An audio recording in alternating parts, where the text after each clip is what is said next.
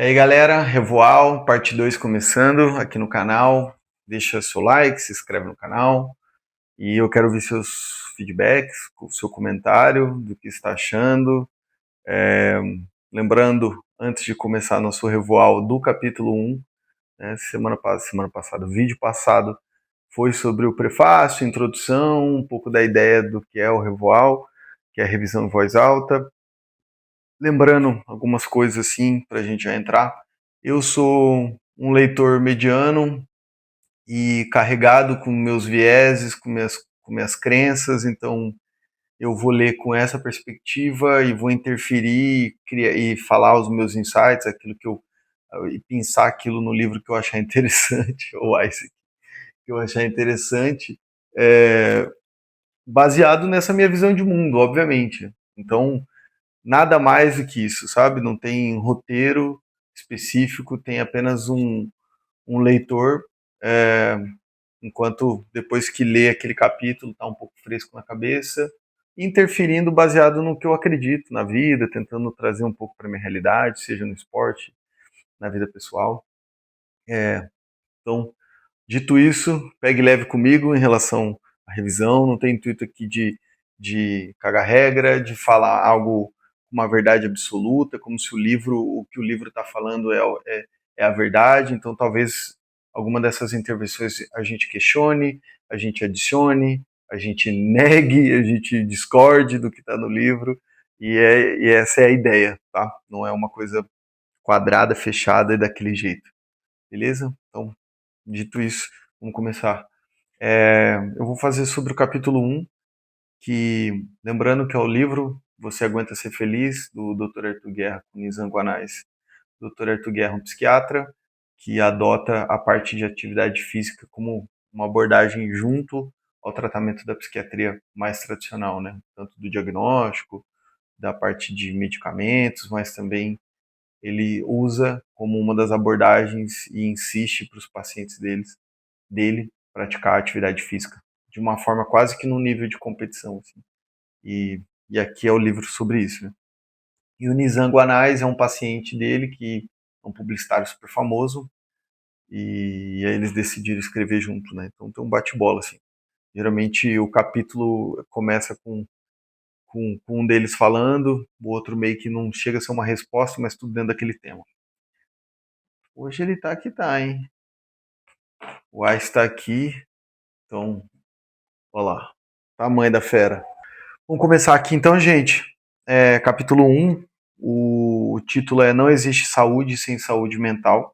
Então ele vai começar a falar dos anos 70, anos 80, que quando ele começa a falar, a trabalhar com isso, né? Então ele é um cara mais velho, e anos 70, anos 80, a galera não tinha essa visão de saúde mental, então tão igual hoje, essa questão do diagnóstico não era a mesma coisa.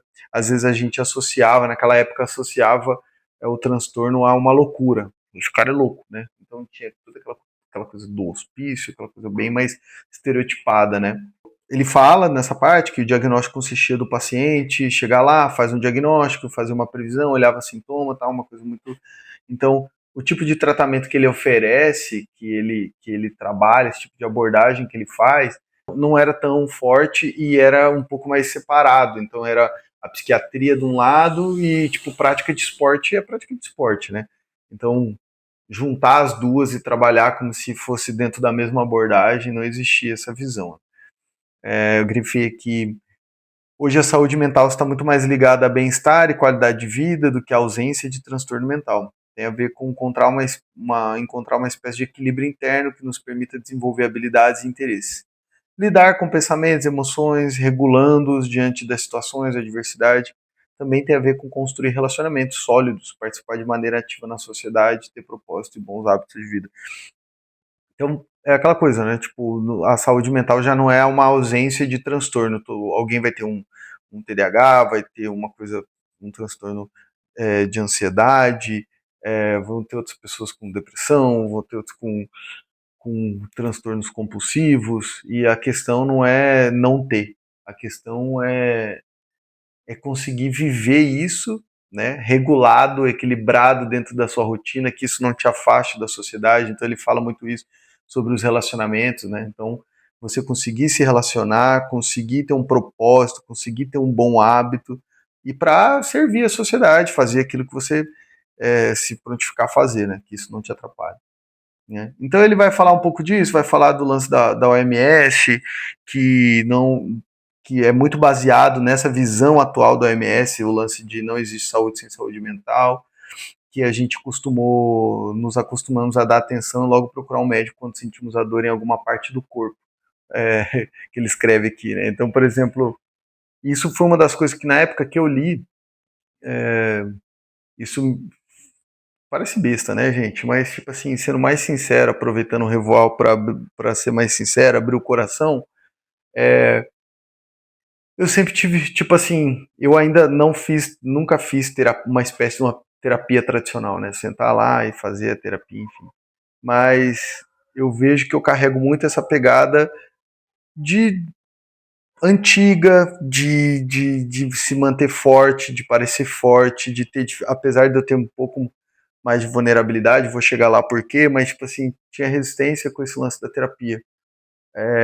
Como básico, né? O homem se acha forte, se ele fala que vai pra terapia, tem um pouco dessa visão meio anos 70, anos 80, tipo assim, ih, o cara tá louco, tá batendo biela já, então melhor não, não sei, não é mais confiável.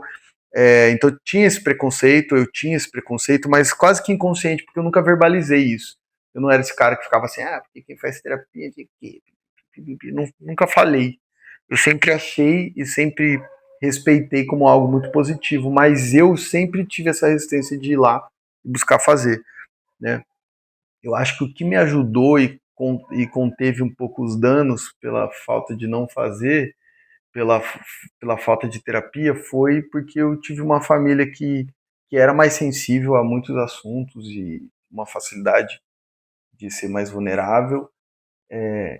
Como eu cresci dentro de praticamente minha vida foi uma jornada de uma igreja cristã, e não vou generalizar aqui, porque hoje em dia, né, igreja cristã é complicado, mas principalmente algumas instituições, mas criava um ambiente para que você fosse vulnerável e tratar alguns assuntos. Obviamente que dentro daquele contexto, dentro de alguns temas específicos, mas eles criavam, a igreja acaba criando um ambiente onde você pode dar aquela, tipo assim, aquela jogada, mas nem sempre o bom da terapia, eu imagino, né, da concepção que eu tenho, é que essa pessoa ajuda a colocar outra coisa no lugar, né? Organiza suas ideias e é você construir outra coisa no lugar. Não necessariamente só ir lá para desabafar e chorar e contar as coisas, né? Porque não é isso. Você tem que ter um caminho para ir, né? Então, mas eu sei, hoje, depois de ler principalmente esse livro, um pouco outros antes, eu já tinha essa vontade, agora cada dia mais tem aumentado, mas peguem leve comigo, mas eu quero, não é porque eu acho que eu sou melhor, pelo contrário, é uma resistência de sentar lá sabe, e me colocar nesse raio-x, assim. É mais essa dificuldade, não é a dificuldade de achar que faz sentido ou não, que é errado, sei lá, que eu sou foda, não tem nada a ver com isso. Talvez uma coisa que eu penso é também a necessidade de eu querer estar lá, para não do que, tipo, você tem que fazer terapia. Tipo, sei lá, será que eu chegar lá sem coração nenhum, sem vontade nenhuma de estar lá? Tipo, claro que eu sei que tem responsabilidade, que tem sessões que você vai lá e vai participar, às vezes você não vai querer ir, mas você vai sair de lá bem, pelo que eu ouço das pessoas que fazem, né, de forma mais recorrente. Mas eu penso assim, cara, eu acho que eu queria estar mais presente, assim, sabe? Não, e não é nem por falta de problema, porque isso pra mim, né, pelo vídeo aqui, ele acaba sendo terapêutico pra mim, por ter essa parte de fala. Tá carente, cara. Enfim, gente, eu tenho essa dificuldade, mas voltando pro livro, é, eu ele fala algo que na época, claro que é meio óbvio, né? Assim, não é, são coisas, parece que eu tô contando assim, nossa, tive uma epifania. Não, gente, eu só puxando aqui uns links. Tipo, ele fala, cara, a gente tá acostumado a sentir dor no joelho, a gente procura um médico, a gente tá com uma dor nas costas, a gente tá com uma dor no ombro, a gente tá com uma dor de dente, e a gente vai e procura e resolve, né? Agora, quando a gente tá com com um problema mental, no sentido de a saúde mental nossa não vai bem, a gente está numa apatia já há muito tempo, a gente vive triste e a gente já não sabe mais por que tá triste, a gente dorme cansado, acorda muito cansado. Pô, peraí, alguma coisa não tá fluindo, vou buscar ajuda. E a gente, quando entra nesse setor da saúde mental, a gente tem muita resistência de. Porque parece que a gente não quer aceitar o diagnóstico, ou às vezes aceita, ou já fala, né? Ah, sei lá, fica colocando culpa de outras coisas. Enfim, então ele comenta muito isso, essa visão da OMS, que essa visão que a gente tem, então por isso que para você ter o lance da saúde, aí eu até grifei aqui, a ideia é que é possível cuidar do bem-estar físico e separado da mente é artificial. Não se sustenta, não tem como você achar que está cuidando bem do seu físico, você malha, você come bem e você não cuida da sua saúde mental, sabe? Você não tem práticas ou atividades, como se fosse atividades físicas, né, atividades que substituem, que fazem bem para a sua saúde mental. Não tem como, né? Aí cai aquele lema bem instagramável, né? Corpo mente sã, corpo são. Então é isso, não tem como andar separado, né? Talvez você compense em algum momento a sua prática de atividade física, porque de alguma forma você treinar, você ter uma vida muito ativa fisicamente, de exercício, de malhar, de yoga, de corrida, isso acaba compensando, porque nesse meio você faz amizades, você faz novas amizades, relacionamentos, você está enturmado, você está no meio de pessoas, você se expõe, né? Você anda para frente assim mesmo, você se expõe, os seus amigos te chamam, então isso, querendo ou não, resolve. Mas eu acho que enquanto a gente não parar para verbalizar coisas, eu vejo que eu tive experiências de terapia, mas não foi sozinho, né? Foi na ajuda de cuidar do Theo. Quando eu descobri o diagnóstico do Theo e quando o Theo já estava um pouquinho maior, quando a gente fechou o diagnóstico, paralisia cerebral, ele tem uma lesão bem levinha, levinha, bem pequenininha no cérebro, mas atinge bem essa parte motora, mas junto vem associado ao autismo. O autismo ele pode tanto atrapalhar essa parte motora dele, como também pode é mais comportamental. Só que o autismo você demora mais tempo para fechar, né, o diagnóstico. PC ali, olhou o exame, é isso aqui, tal, tal, tal. Mas eu lembro da doutora falando, essa lesão dele não justifica o que eu tô vendo aqui, né? Tipo, ele aqui visualmente, clinicamente, presencialmente, ele tá um pouco mais limitado do que o exame mostra, né? Então, aí faz outros testes, enfim. E aí toda essa carga emocional de que você tem que trabalhar mais para aguentar pagar todas as terapias e não vir a faltar com seu filho. Então isso é uma sobrecarga, uma angústia silenciosa que ela vai comendo devagarzinho assim, sabe? E quando vê você tá sem energia, tá esgotado. E eu lembro que eu conheci a psicóloga que cuidava de uma clínica de tratamento de ABA, que é um tratamento específico para mais abrangente para crianças autistas, síndrome de Down, enfim, e um método, né? E ela era dona da clínica, gerenciava tudo, explicava sobre o ABA, ajudava, cuidava do Theo e quinzenalmente ela sentava comigo e com a mãe do Theo para fazer, tipo assim, falar do Theo, como que o Theo tá evoluindo, mas também ouvir da gente, né, que tá na casa, que vive, para saber como a gente tava, porque não adiantava nada ficar ali cuidando do Theo e todo mundo desorganizado, o pai e a mãe desorganizados, né? E é uma coisa que eu aprendi, né, tipo, cuidando do Theo, nesse mundo do autismo, se a mãe, por mais que eu sou um pai, me considero um pai presente, um pai muito perto, muito próximo, já e não falo isso com orgulho, no sentido assim, como se fosse o máximo, é o que todo pai tem que fazer, mas, por exemplo, no caso, se a mãe desaba, se a mãe desiste da luta, no caso de uma criança autista, PC, seja o que for, tudo vai para o espaço, sabe? Então, os pais, eles têm que estar ali firme e forte, porque se um desmorona, acabou todo o trabalho que demorou anos, choro e força e motivação, enfim. E aí, quando eu sentava com ela, eu tinha uma experiência um pouco mais de verbalizar coisas que eu não verbalizaria para pessoas comuns.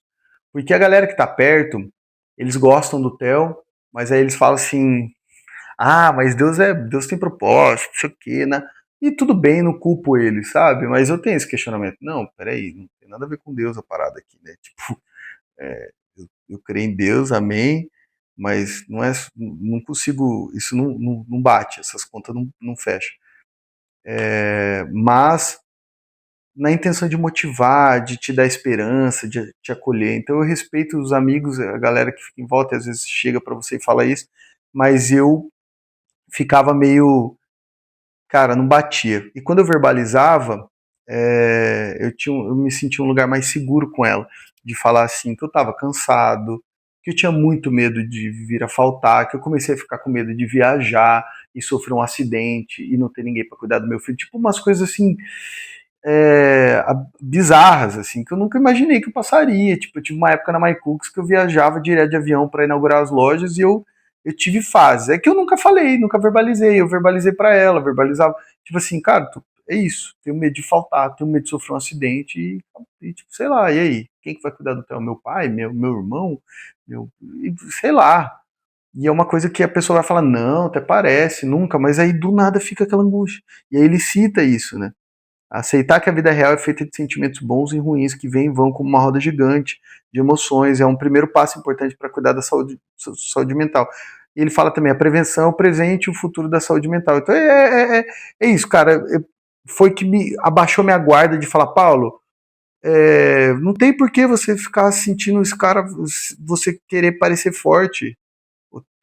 Tipo, você está indo lá justamente por isso, para você cuidar da sua saúde mental, enfim, né? É, a gente vive num capitalismo, então qualquer coisa que parece que as pessoas vão interpretar como fraqueza, não aguentou, né? Então parece que a pessoa troca e vai para outra pessoa. Então a gente vive o tempo todo tendo que performar uma coisa. Então a gente usa a roupa certa, como eu sempre falo, né? Essa cultura da performance, a gente sempre demonstra algo por fora porque as pessoas vão comprar. E isso é real. As pessoas compram, elas compram essa aparência, elas compram a roupa, elas compram o carro melhor que você tem, né? E a vivência pouco, né? Do que você tá aqui pouco, do que tá aqui pouco. Mas o que tá por fora a gente manda ver. É, e isso impede a gente de ter a vida que a gente queria, que a gente quer, que a gente busca, né? Eu grifei aqui só esse pedaço. Que é isso. Essa coisa não dita minha me impedia de viver uma coisa mais. Eu não vou dizer leve, porque é muito clichêzinho, porque não vai ser leve, mas de viver uma coisa mais presente, mais real, mais sólida. E eu comecei a amar meu filho. E não quer dizer que eu olho pro Theo e tem hora que eu falo assim, caramba, tô cansado, sabe? Meu filho tem 12 anos e eu ainda amarro o tênis dele. E eu ainda faço tal coisa por ele, porque ele não consegue fazer. Mas não é a culpa dele, não é culpa minha, mas é a realidade que está aí. E eu preciso estar bem. Eu preciso estar bem. Tem momentos que o Theo entra em crise que a culpa não é minha. E a culpa não é dele. Às vezes ele é a realidade dele, é o mundo dele, são coisas que são gatilhos, que ele se frustra também, mas o repertório que ele tem não é o mesmo que o meu. Né? E eu, por não entender o lado dele, eu tenho que tirar um monte de coisa do meu repertório para tentar, sabe? E é aquela coisa, e isso vai exaurindo, tem hora, né? E eu falo, Deus, cuida da minha cabeça, da minha mente, do meu coração, para que em nenhum momento eu verbalize uma palavra dura com meu filho ao ponto que não tem nada a ver, não vai mudar, né? E principalmente agressão, sei lá, bater no meu filho como se fosse isso resolver. Claro que eu estou indo para um lado aqui pessoal, né? Falando uma experiência pessoal de filho, com meu filho. As doenças da mente são em boa parte resultado da nossa interação com o meio em que vivemos e o estilo de vida que levamos. Também tem essa questão do ambiente, né? Alice pega no meu pé, né? Um ambiente caótico, assim, faz você ficar o tempo todo em estado de alerta. A minha resposta para ela quando a gente conversa disso é que às vezes na nossa vida a gente tem lugares que a gente não tem controle, então a gente não consegue colocar em ordem. Aí a gente tem que colocar em ordem a gente, como a gente reage a esse caos do lado de fora, né? Eu não tenho como mudar o caos do lado de fora, tem coisa que não está no meu controle, né? Por exemplo, levando para uma cena do meu filho, Semana passada a gente levou ele pra jantar, meu irmão me chamou pra gente ir num restaurante que tem playground e tal, foi todo mundo. Meu filho tá numa fase maravilhosa, maravilhosa, como nunca teve antes, assim.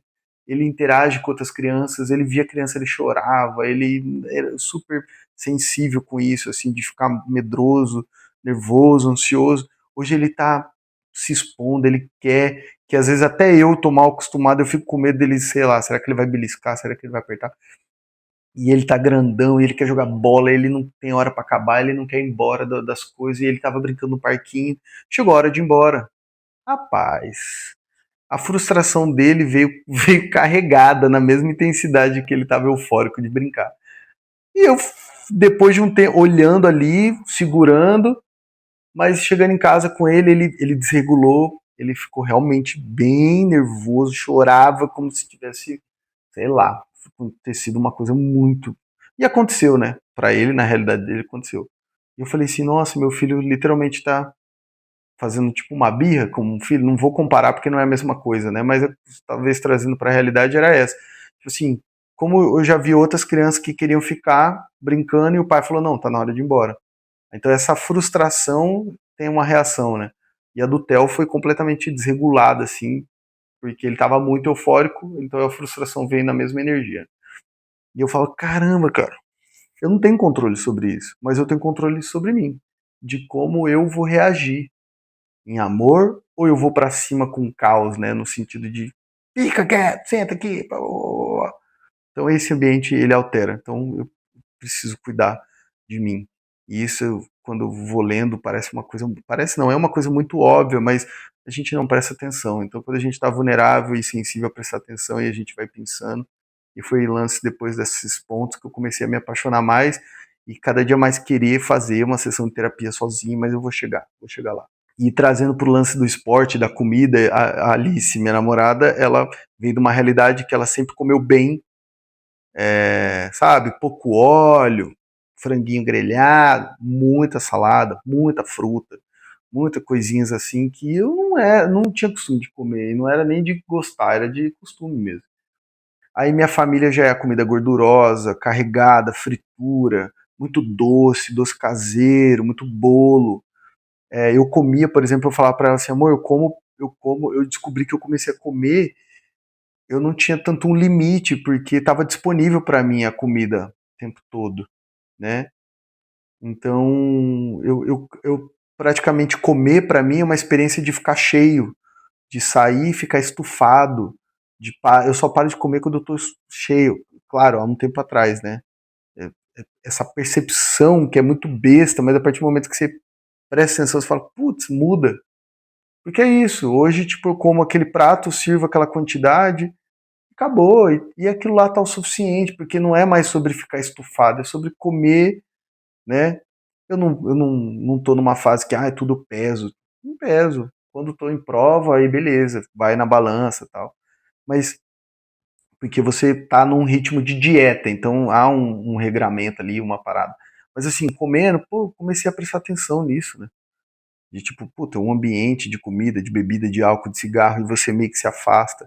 Mas eu também não quero ser uma pessoa ao ponto radical no nível de tipo assim, que é o que está acontecendo hoje, né? As pessoas estão extremando tanto em todas as áreas da vida que elas estão ficando completamente individualistas, assim.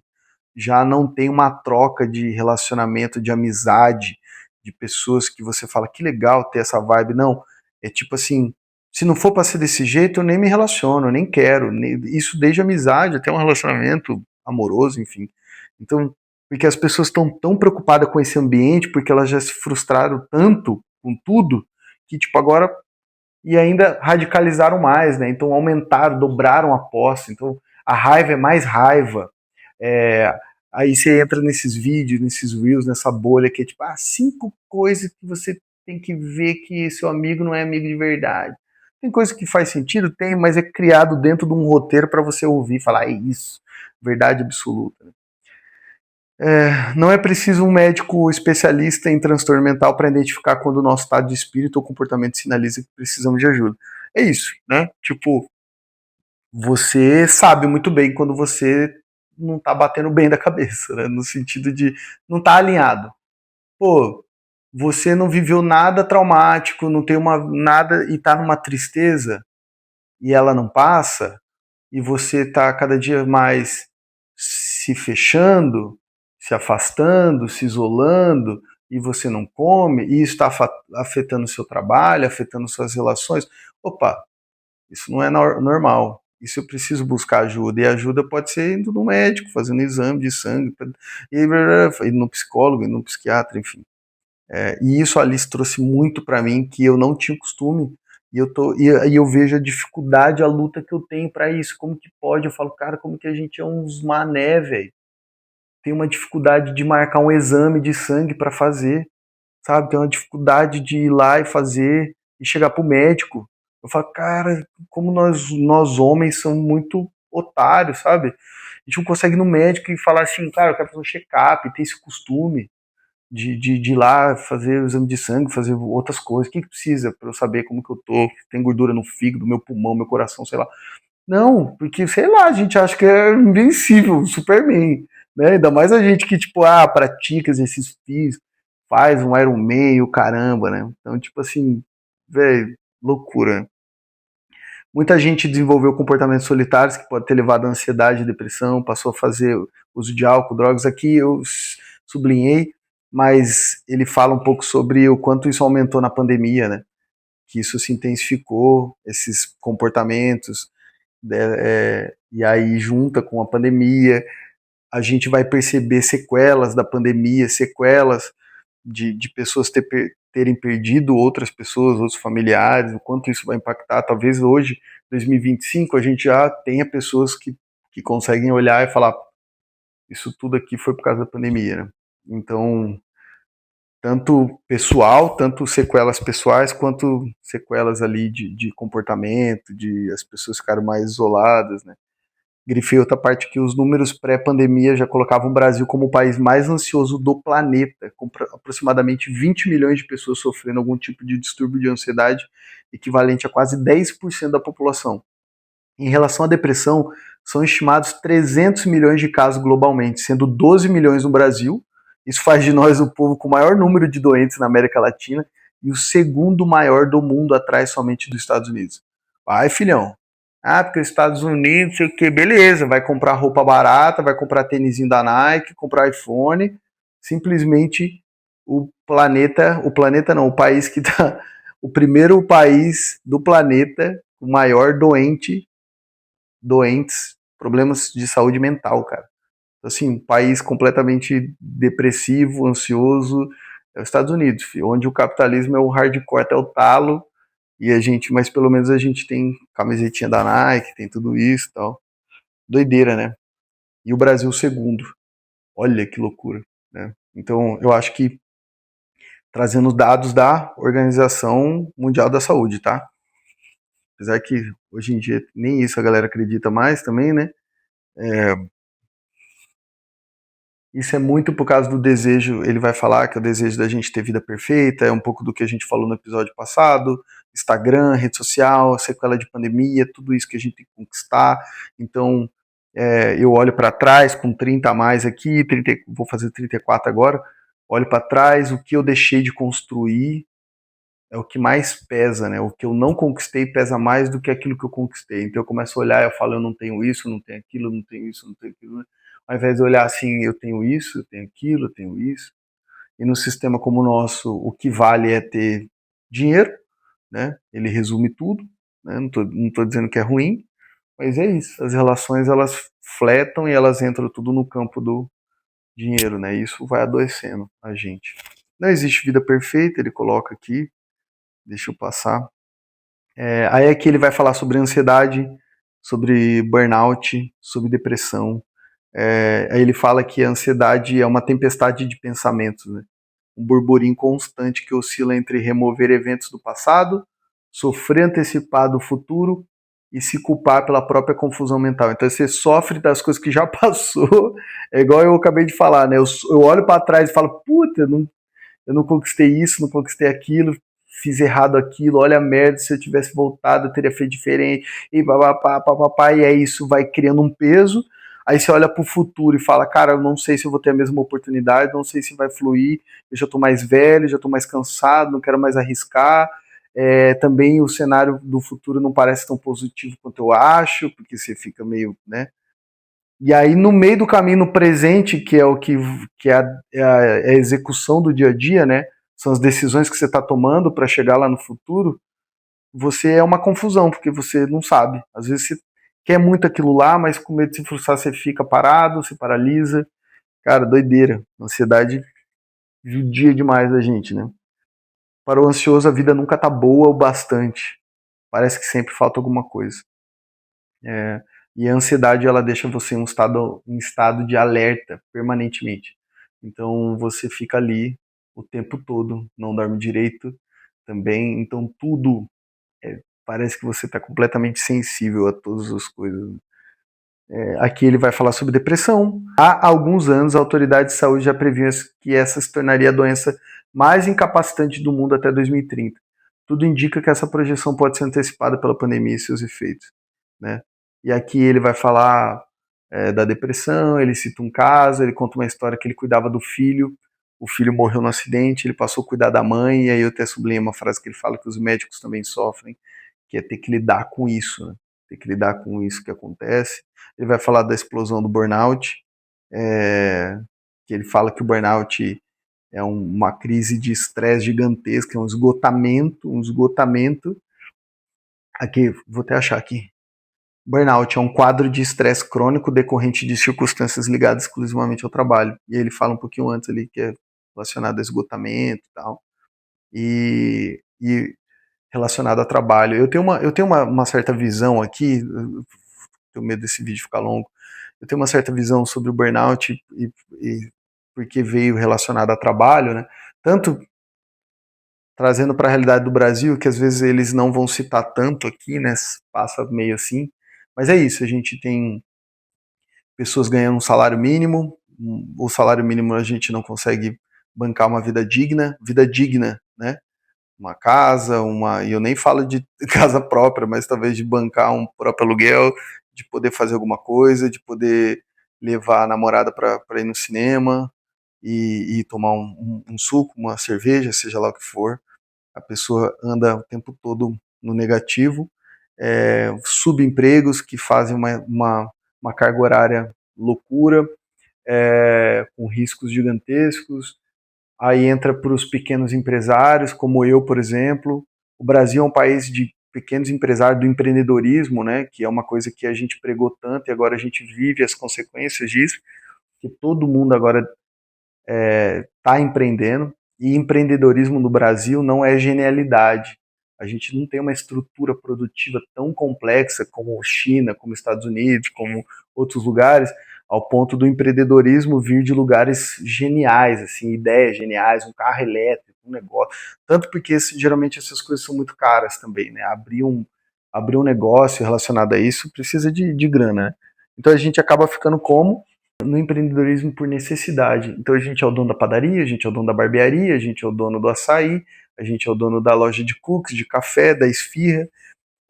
Só que isso, na teoria, e eu gosto desse lance por estar estudando mais economia,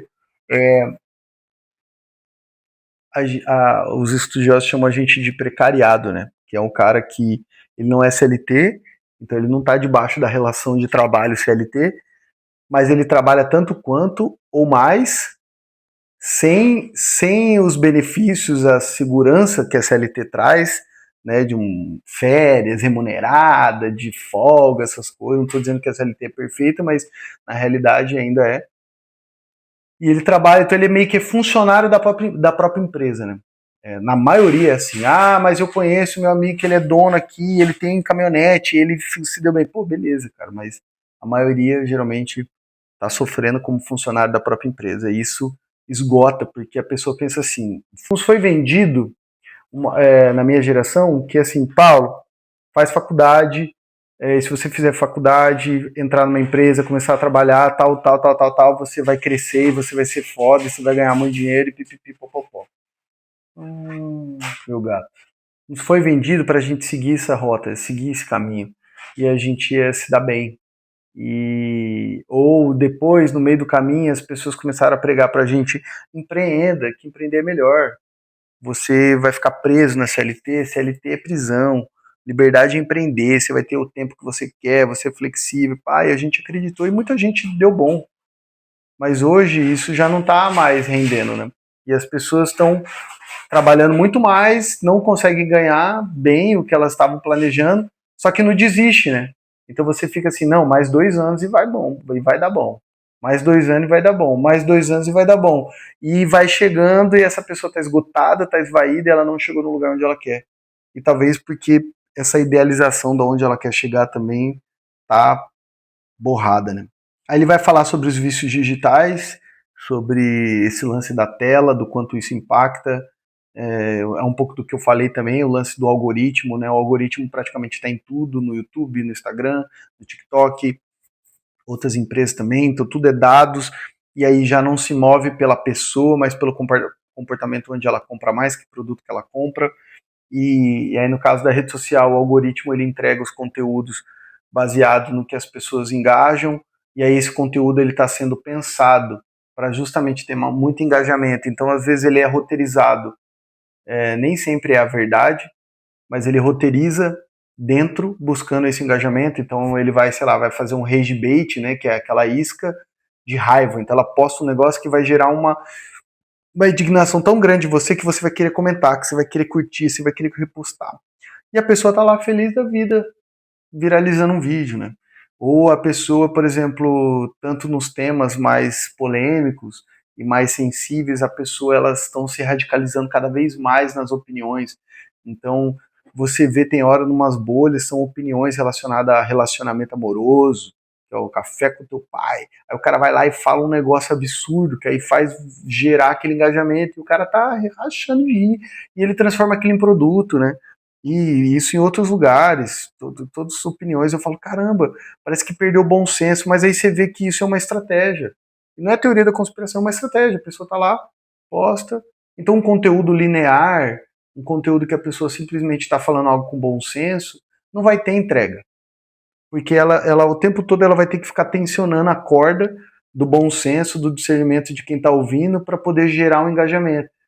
Uma revisão de um texto desse que é meio óbvio, a pessoa não vai ficar, nossa, era isso. Agora, se eu chego lá e falo uma coisa maluca, igual eu vi um vídeo hoje de uma pessoa falando do yoga, que o yoga, toda a movimentação do yoga, ela tem uma intenção, tipo assim, resumindo, quase que tirou o yoga para Satanás, entendeu? Rapaz, gerou compartilhamentos, comentários assim, reações. Por quê, cara? Tipo, por que a pessoa... Por quê? Essa é a pergunta, né? Vamos parar por aqui. Aí ele fala de vício em jogos. Cara, eu tô cheio de pelo seu, Ice. Pelo amor de Deus, cara. Ele fala sobre o vício em jogos, o quadro de dependência tecnológica, e aí ele fala também do que eu acabei de falar no começo, né, que é o preconceito que a gente tem sobre saúde mental, então isso atrapalha a gente ir buscar ajuda. É, ele fala sobre os pacientes que pagam e não vão na consulta, então elas vão lá, marcam a consulta, pagam, mas não aparecem. E aí ele vai falar também sobre o dinheiro, que o dinheiro não traz felicidade, que são uma das principais causas, que é a opinião que eu falei, né, sobre empreendedorismo. Então é, a gente quer ter grana a qualquer custo, não só para ter dignidade, mas também no começo ter aquela vida que a gente vê os influenciadores. Essa semana eu vi matéria de influenciadores que estão voltando para a CLT, porque eles não conseguem mais ter essa previsão, essa previsibilidade de grana. E também é a realidade, né, gente? Tipo, são poucos os influenciadores que ganham muito dinheiro, é 1%, que ganham muito dinheiro com influência. O resto, e eles acabam monopolizando as marcas para eles, né? E aí os pequenos que estão querendo subir não conseguem, porque não tem esse. Já não passou aquele boom. A gente também já está cansado de ver o mesmo tipo de conteúdo, né? E essas pessoas estão oscilando financeiramente, falam, o quê? Vou voltar para um trabalho. E aí eu faço ao mesmo tempo, mas eu preciso daquela grana.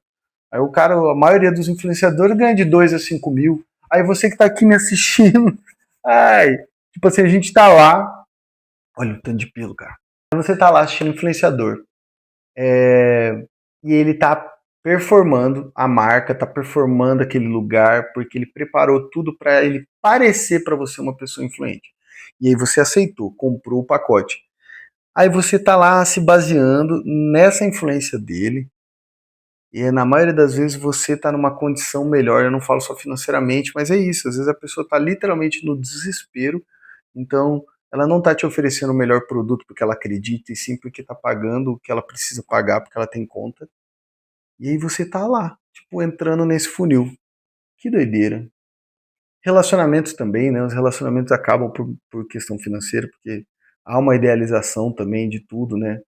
Da mulher, a mulher ganhando, um homem tem que ganhar mais, e o homem tem que não sei o quê, e tem um monte de outras coisas, e aí às vezes tanto um quanto o outro não conseguem alcançar essa idealização, então a frustração domina tudo. A pessoa consome para aliviar sentimentos difíceis de lidar, perde a mão e assume compromissos financeiros que extrapolam a possibilidade, então vem a culpa, a ansiedade, então é isso também, né? Tipo, a pessoa para performar, ela compra, né? A gente brincava no triatlon que quem não tem talento tem equipamento, né? Então a gente tá lá no triatlon, e o triatlon ele tem esse lado que é muito vaidoso, né? Muito vaidoso. Você é um cara que nada, pedala e corre. Então você não é qualquer um. Então há essa vaidade que é difícil a pessoa não ter isso, sabe? Ela pode falar, ai, eu sou feliz assim, eu amo essa minha vida. Claro, meu irmão, claro. Tipo, né? É para poucos, para poucos. Então, obviamente, que você vai se aproveitar disso. Não estou dizendo que todo mundo, e como se fosse uma coisa moral, né? Aquela pessoa é malvada. Não, é tipo assim, é inconsciente, né? Então, isso acontece. E aí você começa a consumir, e aí você não tá bem, você compra mais um negócio, você faz mais uma prova, você faz. E aí na vida é a mesma coisa, né? Doideira. Doideira. Vamos lá, senão vai ficar muito longo. Aí entra o capítulo que é o mesmo, né? Junto com o doutor, só que agora é o texto do Nizam Guanais. O título é Cuidar da Saúde Mental é Coisa dos Nossos Tempos. Ele fala sobre alguns acontecimentos importantes das pessoas, dos líderes da época, que eles não tinham isso, né? Que eles não eram perfeitos, que eles tinham. Aí ele cita algumas pessoas importantes. Um tinha déficit de atenção, outro tinha ansiedade, outro era depressivo, papapá, papapá. Mas eles não tinham esse cuidado, né? Eles não buscavam ajuda. E, e, e ele começa a relatar a vida dele. Ele é um publicitário famoso, já falei isso, né? E ele comenta, ele falou, eu ganhei todos os prêmios em Cannes, o material que ele dirigiu lá, que ele fez, de publicidade. Ele falou, mas eu não era feliz. Eu não era feliz, eu era no máximo um alegrinho. Mas porque ia lá, bebia, ele fala, e o álcool, quando entra o álcool para disfarçar, é muito bom, né? O álcool, um vinho, uma cerveja, um uísque. Então eu não era feliz, eu era alegrinho. Eu curtia, só que logo eu já ficava em choque já, porque ano que vem eu tenho que ganhar tudo, porque as pessoas esperam que eu ganhe. Doideira, né? Doideira a gente pensar isso. Eu lembro também de pensar, e coisas bestas, né? Quanto a gente pensa, né? Só que a gente não verbaliza porque a gente não quer mostrar fraqueza, né? Não quer mostrar que a gente tem esses conflitos, né? Aí ele fala: o sucesso, por exemplo, me trouxe mais problemas do que os meus problemas. E aí ele relata isso: eu ganhei tudo, todos os festivais, ganhava aqui, tudo que eu fazia. Ele falou: vivi um auge assim em 97, 98, acho que ele fala. E, e ele. Só que ele não era feliz, não dormia bem, abusava muito de álcool, vivia estressado por causa disso, porque tinha que performar e não conseguia. Então o cara era rico, famoso, prestígio, todo mundo que olhava talvez falava, admirava, né? Porque também tem isso. Você me inspira. E aí mal sabe o que o cara tá carregando lá. E também não é culpa de quem tá vendo, né? Aí ele fala que ele recebe uma frase impactante aqui do Dr. Arthur Guerra, numa das consultas. Ele fala: Nizam, você é tão bem sucedido e tem uma vida tão pobre. Cara, pesado, hein? Pesado. Já pensou? Você se mata para chegar no lugar onde você gostaria de chegar? Sei lá, médico. Você, sabe, você gasta tudo que você tem. Porque não tem como você chegar num lugar como esse, de ser um cara bem sucedido, influente no nível do tamanho dele, sem deixar coisas pelo caminho. Não tem como. Não tem como. Não tem como. Isso aí é só coisa de filme. Tipo, coisas ficam pelo caminho, né? E tal. E aí você chegar lá e ouvir isso ainda. Tipo assim, pô, você é foda, você realmente é bem sucedido na sua área, mas você é tão pobre. Tipo, porque é só isso que você tem, né? Tipo, é isso. Se vai, você aguenta ser feliz, é muito mais do que só ser bem sucedido em uma coisa, né? E é isso, gente. Revoar parte 2 fica por aqui. Próximo vídeo nós vamos falar sobre o capítulo 2, que é uma psiquiatria mais positiva. Busque ajuda, converse com pessoas à sua volta que você tem confiança, um amigo, um irmão, seu pai, sua mãe, sua amiga, sei lá, você vai vir na sua cabeça. Quem sou eu para dar conselho disso, né? Mas falando baseado no que o livro está dizendo. Você busca, para todas as outras coisas você busca alguém, né?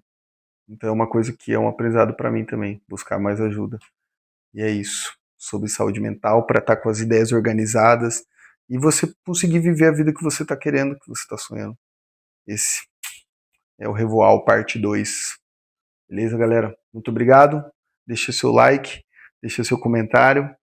E o próximo vídeo estaremos aqui falando do livro Você Aguenta Ser Feliz.